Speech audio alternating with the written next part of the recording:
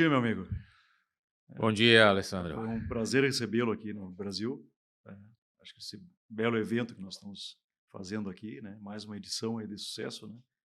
De público, de conteúdo técnico, né? Excelente, né? Para nós é uma satisfação dupla, né? Sempre, né? E sem dúvida, né? Aproveitar a tua grande experiência lá fora, né? Isso é uma coisa que me fascina, né? Entendeu? Eu admiro isso, né? E nós precisamos, na verdade, dessa tua experiência, entende? Porque, como eu havia comentado contigo, né, hoje nós temos mais perguntas do que respostas. Né? Uhum. Então, todo subsídio que vier, principalmente daquilo que nós ainda não conhecemos. Né? Tem mais essa, né? Porque muitas coisas, né, o Brasil, né, Deus é brasileiro, talvez, ou tem alguma coisa, né, tem, porque né, muitas não vieram, né, muitas coisas não vieram, a gente não sabe explicar também por que não vieram.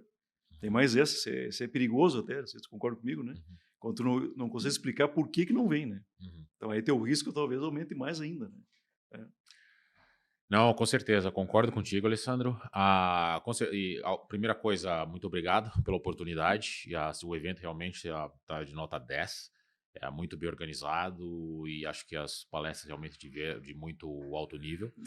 E, claro, tem essa vantagem, né, como você comentou, que a gente viaja aí o mundo inteiro, a gente teve oportunidades aí de viver em diferentes áreas, Ásia, América,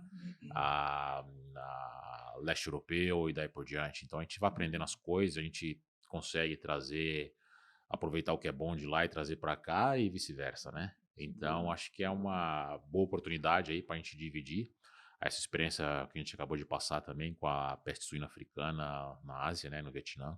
Sem dúvida. Então acho que foi um grande aprendizado, um grande aprendizado. Eu acho que na verdade foi uma lição assim a nível mundial em termos de biosseguridade, porque a gente vê que teve uma evolução muito rápida de uma região que realmente não estava focando muito em biosseguridade. E em muito pouco tempo, vamos dizer, em 3 anos, tiveram uma evolução assim muito forte em termos de biosseguridade. Hoje, Uhum. biosseguridade que antes não estava na lista de prioridades, hoje se tornou a prioridade número 1. E a empresa que tu trabalhaste, né, havia doenças muito graves já na empresa, né? A PIRS e PED, né? E aí... Depois a gente retoma. Vamos precisar falar mais próximo, tá? Tá muito longe. Ah, tá. Tem que ser próximo assim, tá? Sim. Principalmente aqui o. Bem próximo aqui. Aqui, assim. Pode retomar, né? Como é que vamos? Vai tudo de novo ou não? Não. Não. Daí aqui eu só corto aqui. Ah, ok. Lá na empresa que. Ah, beleza, então. Isso. Então, eu havia comentado na empresa que tu estava trabalhando, né? Doenças muito graves como PIRS e PED, né? E ainda não havia entrado a peste suína africana, né? E não entrou, pelo que tu comentou hoje, não entrou até hoje. É isso? Os casos, vamos dizer assim, quando a gente primeiro chegou na empresa, em 2017, o foco realmente era arrumar casa em relação aos desafios que a gente tinha. E com certeza, era PED e PIRS. Uhum. E quando veio a peste suína africana, a gente observou, isso foi 1 ano e meio depois da chegada, porque começou primeiro na China em 2018, em 2019 somente foi chegar no Vietnã. Sim. Então, quando chegou, a gente observou que realmente a nossa empresa estava numa posição muito mais segura de qualquer outra empresa no Vietnã. E todos comentavam isso. E a resposta estava muito clara, né? Simplesmente porque a gente tinha adotado medidas, né, como secador de caminhão, queimador, que a gente fala, né, alta temperatura por 30 minutos, daí por diante, e que estavam sendo efetivas, inclusive, para as formas de transmissão da peste suína africana. Uhum. E claro, sim, fomos acometidos em granjas pequenas, porque assim, os nossos sítio-uns, que são granjas grandes, e as nossas engordas, tínhamos engordas até de 72 mil animais. Então, muito grandes. Então, com certeza, são granjas novas, com um processo já implementado de biossegurança desde a construção. Então, com certeza, a gente conseguiu manter de uma forma muito segura os outros sistemas. Mas a gente não pode esquecer, o Vietnã ele vem de um período onde a suinocultura ela vem de granjas pequenas. Então você tem os seus integrados. Então você tem granjas aí de 600 cabeças até 1.500 cabeças espalhadas por todo lugar e com vizinhos de todas as outras empresas. Uhum. Então são áreas de extremo risco e com certeza nessas áreas não tem como não ser afetado. Todos nós fomos, mas felizmente foi a minoria, para nossa empresa, porque a gente já estava construindo aí as granjas de alta capacidade, com maior capacidade de suínos, então a gente teve condição aí de reverter o quadro. Antigamente a gente tinha 80% dos suínos nessas granjas pequenas, nos integrados, e 20% nas granjas próprias. Aí já em 2021 a gente já estava aí numa transição de 50-50. Hoje em dia a transição é 80% nas granjas próprias e 20% nos integrados. E os integrados sempre vai ter uma situação que você vai ter o desafio sanitário, você vai ter o desafio de peste suína africana. Sim. Mas a gente pode dizer que é uma situação para a empresa super controlada, né? Não, sem dúvida. Até eu utilizo isso como exemplo, né? Eu diria que é o poder da biosseguridade, né? Exato. Então, porque isso demonstra claramente numa situação, né, extrema, né, como o vírus no Vietnã, né, e tu conseguir administrar dessa maneira, né? Tá? E por outro lado a gente observa que tanto na China, né, como no Nordeste brasileiro aqui, o vírus entra onde não há nada, né? Ele gosta de realmente, né? Esse é um prato cheio, né? Tá? Tivemos um pequeno surto de Algesque aqui no Rio Grande do Sul esse ano, né? Não sei se você ouviu comentar sobre isso, né? Também numa propriedade de subsistência, verdade? Criados soltos, né? Então, a Algesque é um vírus adormecido aqui, né? Era para ser erradicado, né? E surgiu, né? Estou aqui, né? Estou aqui numa granja desse tipo, né? Então, isso demonstra o quanto é importante a biosseguridade, né?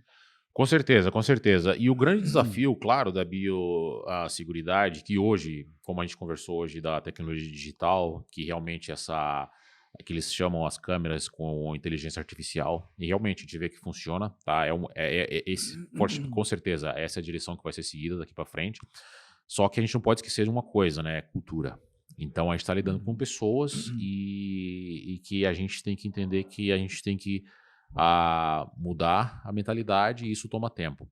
Por exemplo, como a gente conversou, em 2018, vamos dizer, começo de 2018, a gente tinha 80% da produção trabalhando com os integrados. Naquele momento significava para a gente 350 ou 400 granjas pequenas. Então você imagina, muitas dessas granjas, em algumas regiões, são parentes, os donos. Sim, então são 3 ou 4 parentes. E aí eles estão criando suíno por anos. Então, como você chega para eles e fala, olha, você não pode ir visitar a granja do teu parente, porque eu sei que você quer ver se o suíno dele está crescendo melhor que o seu. E você não pode mais fazer esse tipo de coisa que vocês têm feito durante os últimos anos. Então, aí é uma coisa cultural, familiar. Então, é onde a gente espera que a biosseguridade digital vai contribuir daqui para frente. Porque, pelo menos, eles vão poder sentir o que eles podem e o que não podem fazer, mas, ao mesmo tempo, eu acho que essa tecnologia vai ajudá-los tipo, uma autoeducação. Mas, de qualquer forma, vai demorar tempo. Foi implantado no Vietnã, essa tecnologia? Hoje já começou na China. Na China. Na verdade, a primeira empresa que implementou ela é de Singapura, mas ela começou na China e em Taiwan. Mas aí já começaram 2 empresas mais, né, tipo, trabalhando ao redor da mesma tecnologia. Com empresas gigantescas que já têm essa tecnologia de câmeras muito bem desenvolvidas, de alto alcance, já com diferentes... Algo na pandemia foi feito no Covid também, identificação facial. Exatamente, na China, exatamente. Mais ou menos nessa linha. Né? Exatamente, porque algumas câmeras têm a particularidade dentro da granja, além da vigilância, dos desenhos, das linhas imaginárias, elas também tomam temperatura. Então você tem diferentes tipos de câmeras. Então, dependendo da sua situação, você tem dentro do teu galpão câmeras que vão tirar a temperatura dos animais. Então isso é realidade. Então são várias coisas acontecendo. Felizmente já tem hoje pelo menos 4 empresas já grandes, então hoje está disseminando rapidamente. Então hoje é prioridade. Na verdade, essas empresas estão até com bastante dificuldade em atender a demanda a nível de Ásia. Mas é bem-vindo, realmente tudo o que vier para somar, né? Com certeza. Ainda é pouco, né? Ainda é pouco, né? Com certeza. E eu de verdade que eu penso que vai ser uma boa saída para as Américas aqui, onde a gente tem muitas granjas pequenas. Isso, de alguma forma, vai ajudar quem quer se proteger, quem quer aumentar a biosseguridade, sem muito investimento, ou que, na verdade, muitas vezes você não tem nem condição de proteger a tua granja porque você tem os teus vizinhos ou você tem uma estrada passando perto. Pelo menos você pode se auto-vigiar, né, em termos de, não tem animais vindo, se vem eu sei, ou eu sei quem que está visitando a minha granja, quem está se aproximando, ou se o meu empregado está fazendo as coisas corretas ou não. Então, acho que é importante. Perfeito, sem dúvida, sem dúvida. Um outro assunto sobre a fábrica de rações, que tu havia comentado, né? Eu achei muito interessante, porque aqui não temos isto, né? Hoje estamos trabalhando muito na implantação de normas para o uso de antibióticos em fábricas. Tá? Então, a dificuldade é que o produtor se cadastre no Ministério. Né? Imagina, essa é a primeira dificuldade. Né? Que dirá, né, um produtor fazer alguma ação de biosseguridade, né, na sua fábrica. Né? Tá? Então, estamos lá na granja tentando melhorar a fábrica depois. Né? Então, então, é muito importante, né, levantar esse assunto. Né? Tá? Definitivamente. A biosseguridade a nível de alimento é algo esquecido até o momento que você entende que representa um risco. Exato. Tá? Então, hoje a gente observa, na Ásia já mudou completamente, o uso de mitigantes dentro da fábrica, para quem não tem condição, muitas vezes, de implementar a própria biossegurança por termos de localização ou por termos de utilização da fábrica de diferentes maneiras. Tem clientes que têm que vir comprar ração, daí por diante. Então, pelo menos, trabalhar com mitigantes efetivos para o controle dos patógenos, que sejam virais ou bacterianos, e que tenham também um período aí de proteção cruzada, né, após a produção do alimento, que é o mais importante, porque hoje, mesmo o tratamento de temperatura não vai resolver o teu problema, porque a contaminação ainda a cross-contaminação ela pode acontecer ainda antes do embarque da ração, antes que essa ração saia da fábrica, ou mesmo no caminho, ou mesmo a nível de granja, né? Então, isso é importante. Então, a implementação da biosseguridade na fábrica de ração é extremamente importante nas Américas, na Ásia, por causa desses patógenos que a gente vem discutindo, mas não deixa de ser importante aqui no Brasil. Porque a gente já tem alguns desafios virais, que com certeza são comprovados, alguns agentes que são comprovadamente transmitidos pela ração, como a gente discutiu.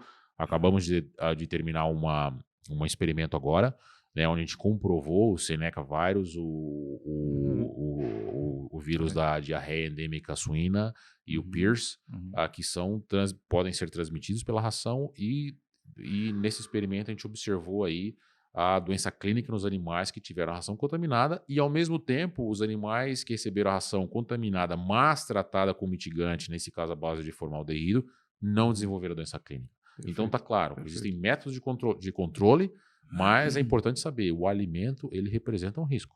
Ele representa um risco, então, e algumas matérias-primas também. Então, alguns tipos de farinha ou da fonte. Então, a gente tem que entender, porque muitos sistemas tratam também a matéria-prima à parte e com mitigantes, antes mesmo dessa matéria-prima estar entrando dentro da fábrica de ração. Nas últimas semanas, aí, eu comecei a fazer parte do sistema americano, né, junto com tem uns projetos do governo em termos de melhorar a biossegurança, a biosseguridade a nível nacional, né? Então, em diferentes formas, na parte de transporte, na parte de controle de pessoas, de acesso às granjas e na parte de alimento.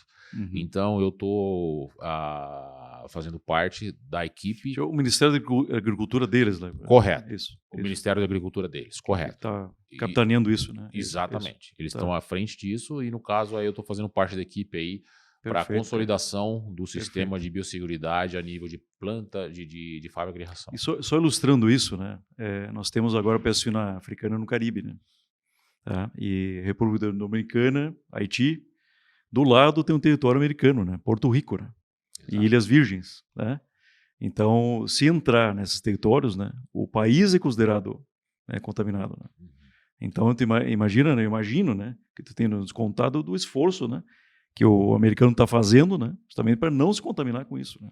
Tanto que fiz aniversário agora, né, 2 anos, né, na entrada do vírus na República Dominicana, Haiti, e ficou por aí, 2 anos, não saiu de lá. Exatamente. Ou seja, isso aí chama atenção em relação a um plano de contingência bem desenvolvido e estabelecido, que o governo americano já vem trabalhando nisso desde então, inclusive antes da entrada do vírus na República Dominicana e Haiti. E, de verdade, hoje eles têm um plano bem consistente em termos de trabalho, de prevenção, de compartimentalização, como eles falam, né? Então, em termos de isolamento, se entrar numa área, vamos tratar aquela área como se fosse um outro país completamente isolada. Então, para mostrar que realmente eles têm um controle da situação e, ao mesmo tempo, trabalhando aí com toda a parte de conscientização das pessoas, de riscos e até em termos compensatórios, né? Porque não pode acontecer uma situação onde você tem um desafio de saúde no teu rebanho, que você vai ter perdas econômicas, e aí por causa disso você não quer contribuir de alguma forma, você não quer divulgar, ou você não quer você não quer relatar que você teve enfermidade, simplesmente para não declarar as perdas econômicas. Para ilustrar isso, né, no México foi oferecida uma recompensa, né, para quem levasse a informação até o governo, né, da possível entrada da peste suína africana no país, né. Não sei se tu chegou a ouvir sobre isso, né?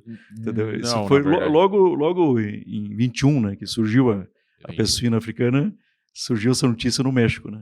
E isso é muito importante. Isso é muito importante, porque a partir do momento que você omite, você dá oportunidade para aquela doença se espalhar rapidamente. Perfeito. Então, hoje, do jeito que os Estados Unidos organizou as coisas, todos os produtores estão preparados para relatar qualquer evento. Eles sabem que vão ter suporte do governo em relação à compensação e daí por diante. E tem todo o sistema já em termos de compartimentalização, de ação, exato. E assim por diante. E seguem trabalhando. Então, acho que não é por acaso, então. Esses 2 anos aí, não é por acaso que o vírus não se alastrou. Exato. Houveram ações importantes para impedir que o vírus saísse de lá. Exatamente. Existem ações implementadas a nível de aeroportos e todas as barreiras de entrada aí, em termos de vigilância, conscientização das pessoas, divulgação, onde você vai lá, eles divulgam os riscos da possível entrada dessas doenças, né? Certo. E a ação dos americanos na República Dominicana, tem alguma ideia sobre isso ou não? A ação direta deles lá, tem um convênio, a FAO, né? Fez um convênio, né? E tem um programa instalado para isso, né? Talvez os Estados Unidos esteja capitaneando isso, talvez, né? Entendeu? Sim, eu tenho conversado bastante com pessoas daquela região e que atuam, vamos dizer, que atuam comercialmente naquela região, e ao meu entendimento é uma situação difícil de controlar. Porque é uma região onde a gente tem a suinocultura, vamos dizer, considerada como de subsistência. Então, aí entra o tema cultural. Sim. Então, muitos aí simplesmente não vão relatar o problema, porque eles sentem que vão perder algo, eles sempre tiveram criando os animais daquela forma e todo. Então, e a forma de comercialização, a primeira coisa, se eu tenho problema, a primeira coisa que eu vou fazer antes de relatar, eu vou vender meu animal. Então, tem todos esses desafios culturais que não estão ajudando nesse momento. Então, a situação agora é que eles consideram a doença como endêmica naquela região e não tem nenhuma perspectiva de controle a curto prazo. Imagina o Haiti, né? Com os terremotos todos, né? Um país miserável, né? E aí os suínos estão nos lixões, né?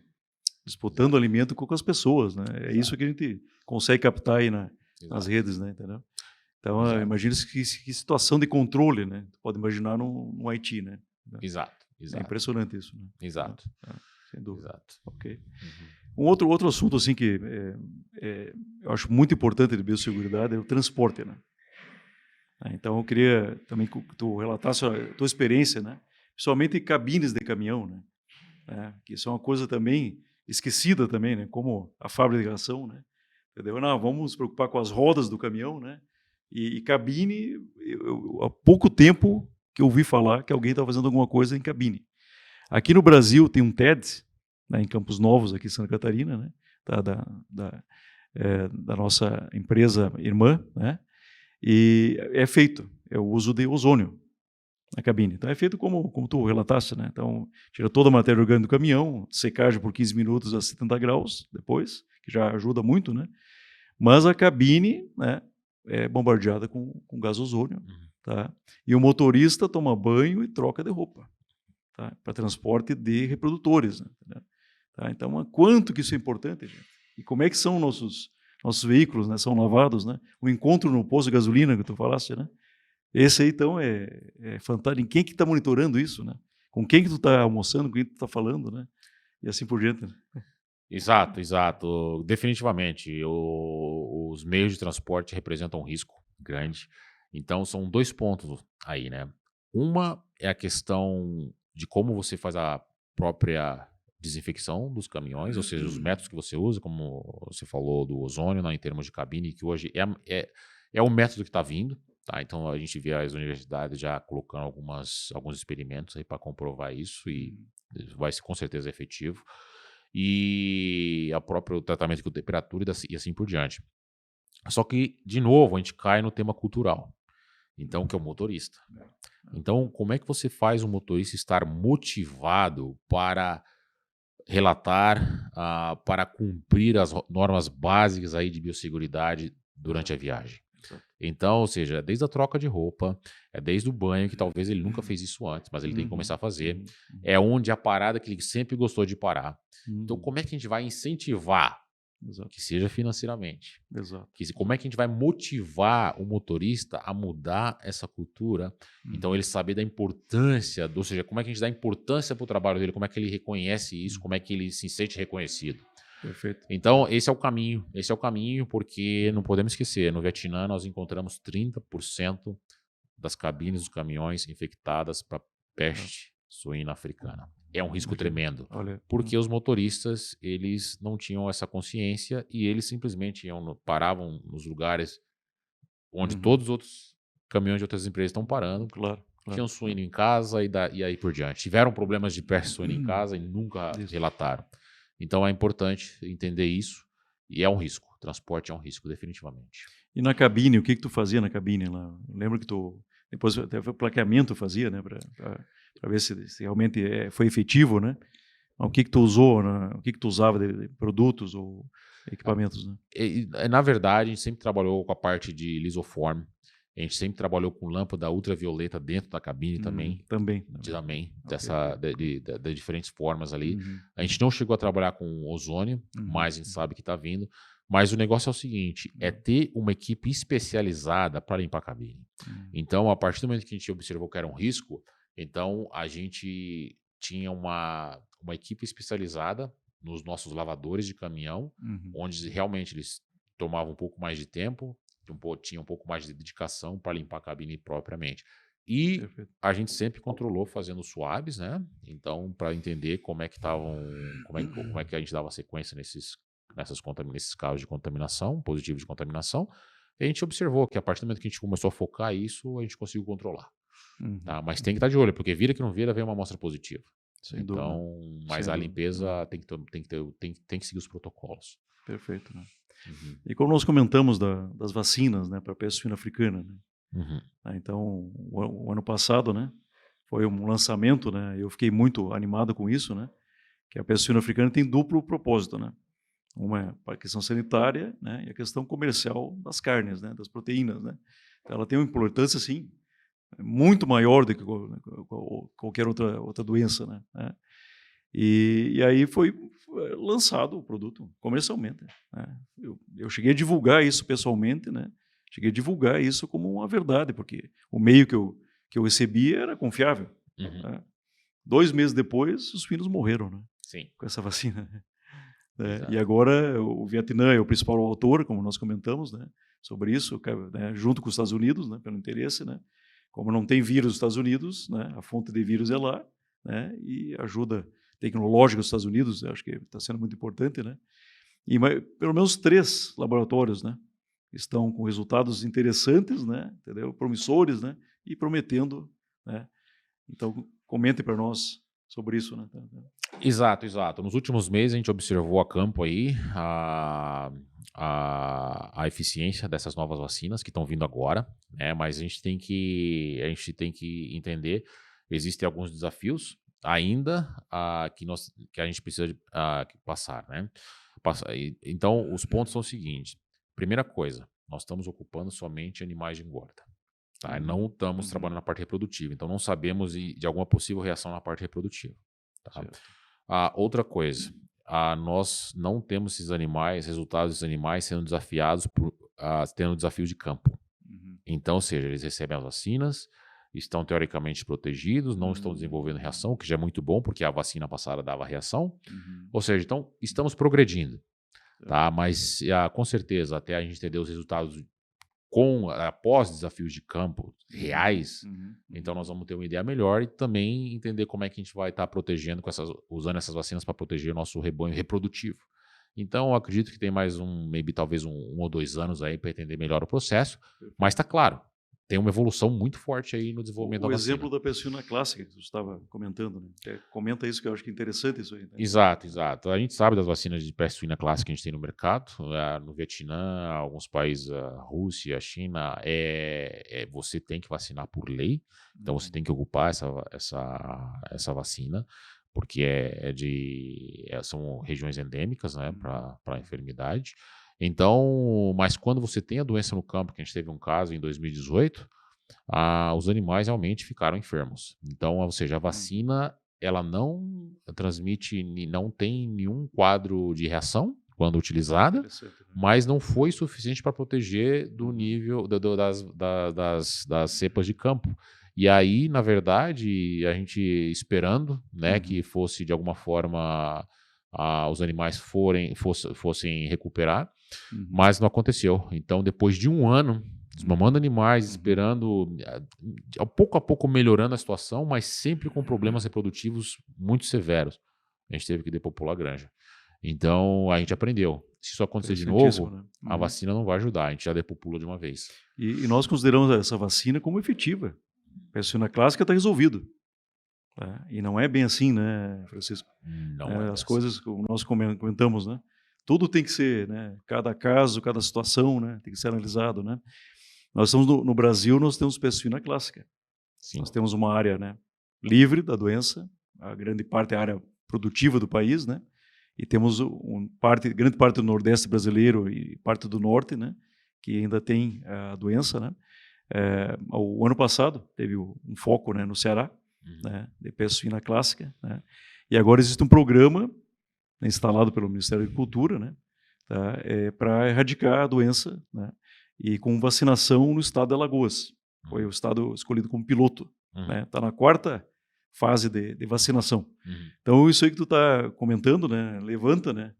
E aí, né, será que realmente a vacina, eles estão comemorando, né, que já faz 2 anos, né, ou até mais que isso, que não surgiu mais nenhum foco em Alagoas, né? Então, será que a vacina realmente protegeu, né, ou realmente não houve um desafio, né, entendeu, de vírus de campo realmente, né? Então, é uma coisa que tu levanta para nós aí, mas mais uma preocupação, na verdade, que a gente imaginava, né, isso está resolvido, então vamos vacinar todo mundo agora, deu certo na Alagoas, vacina todo mundo, né? O próximo passo faz uma erradicação, né, livres com vacinação e depois livres sem vacinação, né? Mas não é bem assim, né? Exatamente. Tivemos uma experiência aí que realmente não funcionou de acordo. Interessantíssimo. E a gente tem a preocupação em relação à peste suína africana, como vai ser, né? Mas igual, vamos aguardar e vamos ver. Sim. Espero que seja muito melhor do que a peste suína clássica. Sim, perfeito. Tem javali, né, no Vietnã? Tem animais selvagens, tem suínos selvagens. É importante na epidemiologia da doença ou não é importante? Como na Europa? Na Europa é impressionante isso, né? Mas com certeza em áreas remotas, sim. Na região central do Vietnã, com certeza. Com certeza é importante. Mas nas áreas mais densas, onde temos mais densidade de suínos, já não tanto. Porque são regiões muito populosas, então é muito difícil você encontrar os suínos selvagens. Na região central do Vietnã, sim, com certeza. Nós temos javali também aqui, que foi trazido, né? Um animal exógeno para nós aqui, mas foi trazido e hoje está sem controle, para ter uma ideia, né? Então, em todo o Brasil, em toda a América do Sul aqui, né? Então, a conclusão é que a vantagem que o javali não tem o carrapato, né? É o transmissor do vírus, realmente, né? Ornitodorus, né? Então, essa é a grande sorte, né? Porque cerca não existe, né? Não existe meios, nem de controle, mas para ter uma ideia. não se consegue mais controlar. Liberou a caça aqui, liberou, né? Mas está fora de controle. Então, nossos javalis são saudáveis, né? Não, Realmente, né? ponto positivo aí. Isso aí. Uhum. Considerações que tu tenha para nos dizer a mais, né? O que tu pode nos deixar mais de considerações aí sobre biosseguridade, né? Sobre o trabalho que tu está fazendo nos Estados Unidos agora, né? Entendeu? O que tu poderia deixar mais para nós brasileiros aqui, né? As considerações, eu iria dizer que a gente tem que colocar prioridades no nosso sistema de produção de suínos. E como a gente conversou antes, na Ásia, a biosseguridade nunca foi prioridade. E hoje é a prioridade número 1. Só que eu acho que a gente não precisa esperar o que aconteceu por lá. Então, eu acho que, na verdade, a gente tem que trabalhar hoje como Estados Unidos, que a biosseguridade passou a ser a prioridade número 1. Então, aqui da mesma forma, com certeza, isso vai requerer investimentos, dedicação, mas isso tem que estar no plano. Então, em termos de biosseguridade, a gente tem que entender os pontos específicos, as oportunidades que nós temos, em termos de melhoria de transporte, em termos de tecnologias vindo aí para proteger os sistemas, e fábricas de ração e aí por diante. Então, eu acho que eu trabalharia dessa forma e não esperando ter um desafio mais alto. Porque quando a gente vê uma biosseguridade bem implementada em qualquer sistema, não é que a gente está esperando simplesmente o retorno de não ter uma doença, mas quando a gente tem a biosseguridade propriamente instalada, a produtividade daquele sistema já vai melhorar. Porque o que a gente já tem, a gente consegue controlar de uma maneira melhor. Exato. E hoje se fala muito em biosseguridade externa e biosseguridade interna, né? Esse é o outro meio de colocação, né? Então é muito importante, né, trabalharmos internamente para reduzir, né, os patógenos existentes, né, e trabalhar de fora para dentro para impedir que entre, né, as doenças, né? Então as duas biosseguridades hoje, né, são muito importantes, né? Exatamente. E querendo ou não, a gente sempre fala de diferentes populações, né? Mesmo diferentes cepas ou diferentes graus diferentes pressões de infecção em cada sistema. Então, a partir do momento que você dá a oportunidade para aumentar a pressão de infecção no seu sistema, você vai ter perda de produtividade. Então, a biosseguridade ela sempre vem para somar. Sem dúvida. Eu acho que é um investimento, né? Sim. É muito visto também com o custo, né? Eu vou ter que colocar uma cerca a mais, eu vou ter que fazer uma barreira, vou ter que instalar um banho, um arco de desinfecção, né? Que tirar na fábrica, né? E, na verdade, isso organiza, acho que é uma forma de organizar, né? E de reduzir muito os problemas e melhorar a produtividade, né? Definitivamente. Eu tenho certeza disso, né? Meu amigo, muito obrigado, né, pela tua participação, por ter vindo, né, disponível para o nosso evento, né? Trazido a tua experiência, né? E queremos contar sempre contigo, né? Tá? Essa tua experiência aí que traga sempre para o Brasil, né? As portas estão abertas aqui, porque, como eu te falei, nós precisamos de informações, né? E porque nós não temos essa experiência, né? E não pode esperar que venha, né? Vai ser antes, né? Já estamos atrasados, a meu ver, né? Muito obrigado, meu amigo. Com prazer, obrigado pela oportunidade. Claro, a gente fica em contato e vai ser sempre um prazer aí estar compartilhando e crescendo junto com vocês.